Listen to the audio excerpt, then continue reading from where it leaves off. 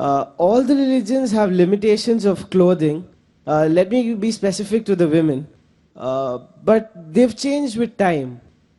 But why is the burqa still the same? Why hasn't that changed with time? بسم اللہ الرحمن الرحیم۔ السلام علیکم دوستو جیسا کہ آپ جانتے ہیں کہ کپڑے ہر انسان کے لیے بہت اہمیت رکھتے ہیں کیونکہ یہ انسان کے جسم کو ڈھانپتے ہیں، لیکن وقت کے لحاظ سے ہر انسان کا لباس تبدیل ہوتا رہتا ہے۔ جیسے مغربی ممالک میں عورتیں ماڈرن لباس پہنتی ہیں، یہ ان کا کلچر ہے، لیکن مسلم ممالک میں عورتیں شلوار قمیض پہنتی ہیں اور دوپٹہ لیتی ہیں۔ یہ ان کی تہذیب اور کلچر ہے، کیونکہ مسلمان عورتوں کا لباس ان کی تہذیب کی عکاسی کرتا ہے، اور اسلام میں بھی ہے کہ مسلم عورتیں ایسا لباس پہنیں کہ وہ اپنے جسم کو ڈھانپیں، اور با تہذیب مسلم عورتیں باہر جاتے وقت برقع پہنتی ہیں۔ دوستو آج کی ہماری ویڈیو بھی اسی حوالے سے ہے۔ ایک شخص نے ڈاکٹر ذاکر نائک صاحب سے اپنا تعارف کرواتے ہوئے کہا کہ میرا نام ریتیش ہے اور میں 2 سٹینڈرڈز کا طالب علم ہوں۔ میرا سوال یہ ہے کہ تمام مذاہب کے لباس کی حدود ہے، خاص طور پر خواتین کے لباس، لیکن وقت کے ساتھ ساتھ وہ بدل گئے ہیں، لیکن مسلمان عورتوں کا برقع اب بھی ایک جیسا ہے، یہ وقت کے ساتھ ساتھ کیوں تبدیل نہیں ہوا؟ اور ایک اور سوال ہے، رمضان کے دوران میں نے دیکھا ہے کہ تمام مسلمان روزے رکھتے ہیں، مجھے اپنے سوال کی کلیریفیکیشن چاہیے۔ دوستو ویڈیو کی طرف بڑھنے سے پہلے آپ سے گزارش ہے کہ ویڈیو کو آخر تک دیکھیں تاکہ آپ جان سکیں کہ ڈاکٹر ذاکر نائک صاحب نے کس قدر خوبصورتی کے ساتھ قرآن و حدیث کی روشنی میں جواب دیا۔ اس سوال کا جواب جاننا ہر مسلمان کے لیے بہت ضروری ہے، کیونکہ برقع مسلمان عورتوں کی زندگی میں بہت اہمیت رکھتا ہے۔ یہ سب کچھ آپ ویڈیو کو آخر تک دیکھ کر ہی جان سکیں گے۔ اس کے علاوہ ویڈیو کے آخر میں ہم آپ سے ایک حدیث یا اچھی بات شیئر کرتے ہیں، اور وہ آپ نے آگے شیئر کرنی ہے تاکہ دوسرے لوگ بھی اس سے سبق حاصل کر سکیں۔ دوستو بڑھتے ہیں آج کی اس ویڈیو کی جانب۔ ڈاکٹر ذاکر نائک صاحب نے مائکرو فون کے سامنے آتے ہی فرمایا کہ بھائی نے کہا ہے کہ وقت گزرنے کے ساتھ ساتھ مذہب کی عورتیں جو لباس پہنتی ہیں ان کے لباس وقت کے ساتھ ساتھ بدلتے رہتے ہیں، لیکن ابھی تک مسلمان عورتیں برقع پہنتی ہیں، انہوں نے برقع کیوں نہیں بدلا؟ ڈاکٹر ذاکر نائک صاحب نے فرمایا کہ اسلام میں جہاں تک لباس کا تعلق ہے، مرد اور عورت کے لیے الگ الگ کرائیٹیریا ہے۔ مرد اور عورت کے لباس پہننے کے ٹوٹل 6 معیار ہیں۔ پہلا معیار مرد اور عورت کے لباس پہننے کا مختلف ہے۔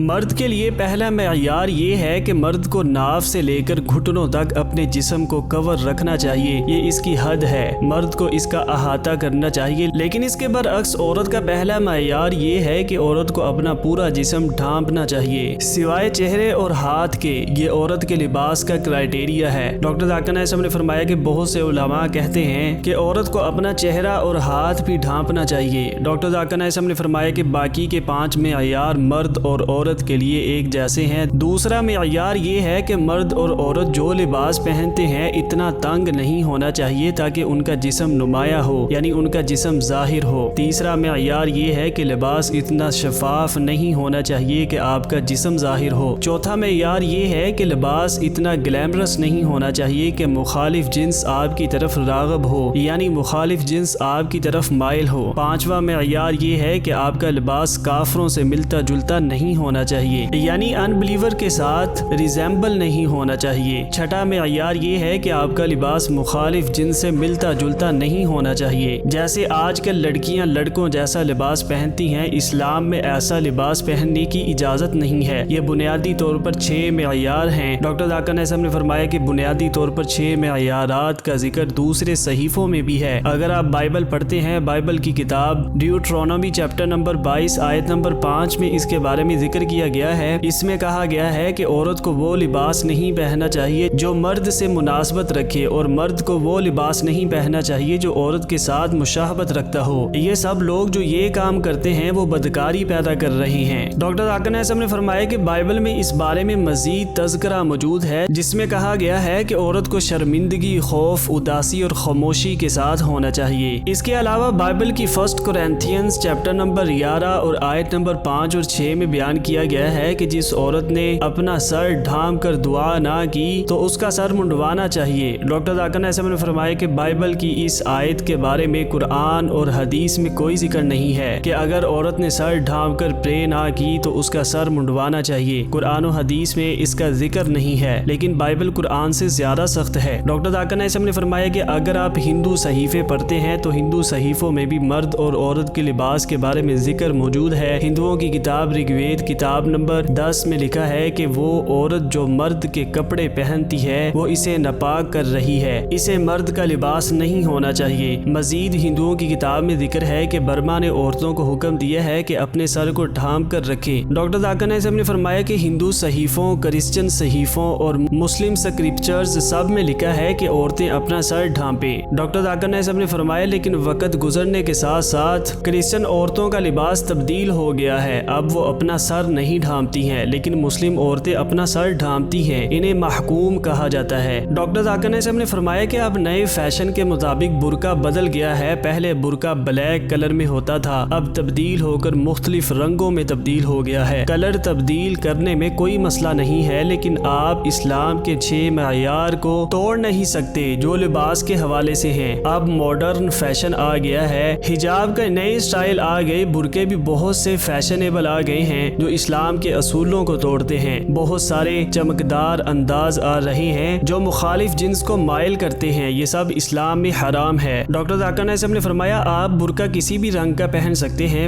برقعے کا بلیک کلر ضروری نہیں ہے۔ بہت سے لوگ سمجھتے ہیں کہ برقعے میں بلیک کلر ضروری ہے، اگر آپ بلیک برقع پہنتے ہیں تو وہ جلدی گندا نہیں ہوتا اور آپ کو بلیک برقع ہفتے میں صرف ایک دفعہ دھونا پڑتا ہے، لیکن اگر آپ وائٹ برقع پہنتے ہیں تو وہ آپ کو روزانہ دھونا پڑے گا۔ اس لیے آپ کی مرضی ہے کہ آپ جس مرضی رنگ کا برقع پہن سکتے ہیں، لیکن آپ کا برقع ایسا ہونا چاہیے جو اسلام کے 6 معیار کو نہ توڑے۔ ڈاکٹر ذاکر نائک صاحب نے فرمایا اب بڑھتے ہیں آپ کے دوسرے سوال کی جانب، مسلمان رمضان میں روزے کیوں رکھتے ہیں؟ اللہ تعالیٰ قرآن پاک کی سورہ بقرہ آیت نمبر 183 میں فرماتا ہے، جس کا ترجمہ ہے اے ایمان والو تم پر روزے رکھنا فرض کیا گیا جس طرح تم سے پہلے لوگوں پر فرض کیے گئے تھے تاکہ تم تقوی اختیار کرو۔ ڈاکٹر ذاکر نائک صاحب نے فرمایا آج کل سائنسدان بھی یہ کہتے ہیں اگر آپ اپنی بھوک پر قابو پا سکتے ہیں تو آپ اپنی زیادہ تر خواہشات پر بھی قابو پا سکتے ہیں، لہذا اگر آپ روزہ رکھتے ہیں تو آپ دوسری خواہشات پر قابو پا سکتے ہیں۔ اس کے علاوہ روزے رکھنے سے انسان بہت سی بیماریوں سے بچ جاتا ہے۔ ڈاکٹر ذاکر نائک صاحب نے اس شخص کو کہا کہ رمضان کے حوالے سے میری بہت سی ویڈیوز ہیں، آپ وہ دیکھیں، انشاءاللہ آپ کو فائدہ ہوگا۔ مجھے امید ہے کہ آپ کو آپ کے سوال کا جواب مل گیا ہوگا۔ دوستو اب بڑھتے ہیں ویڈیو کے اس حصے میں جس میں ہم آپ سے حدیث شیئر کرتے ہیں، اور وہ حدیث آپ نے آگے شیئر کرنی ہے تاکہ دوسرے لوگ بھی اس سے فائدہ حاصل کر سکیں۔ آج کی حدیث مبارکہ ہے، سالم بن عبداللہ نے حدیث بیان کی ہے کہ حضرت عبداللہ بن عمر رضی اللہ تعالی عنہما نے کہا میں نے رسول اللہ صلی اللہ علیہ وآلہ وسلم کو فرماتے ہوئے سنا، جب اس چاند کو دیکھ لو تو روزہ رکھو اور جب اسے دیکھ لو